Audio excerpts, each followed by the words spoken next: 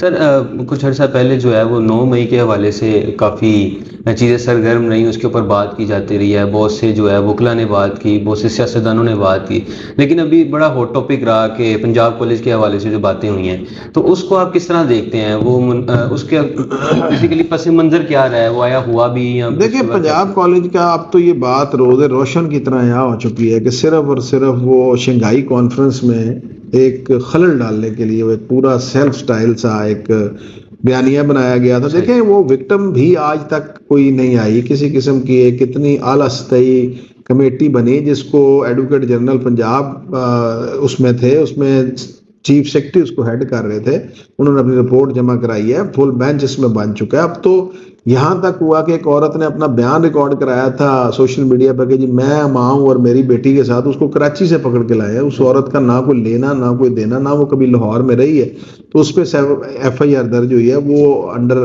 Custody ہے، اس کا remand چل رہا. اب تو یہ باتیں، اب تو یہ بات بالکل کلیئر ہو چکی ہے کہ this was totally conspiracy against state کے کسی طریقے ڈی ریل کیا جا سکتا. سر اس کو نشان عبرت کیسے بنائیں؟ کیونکہ کوئی بھی اٹھ کے جو ہے نا وہ نشان عبرت تو یہ آٹومیٹکلی بن جانا. اس کی وجہ یہ ہے کہ یہ سارے کے سارے معاملات جو ہیں اس میں کلیئر کٹ ہو چکا ہے کہ cases are pending before the courts, اور جس نے جو کیا ہے ہی اور شی ول فیس دی میوزک. بالکل صحیح.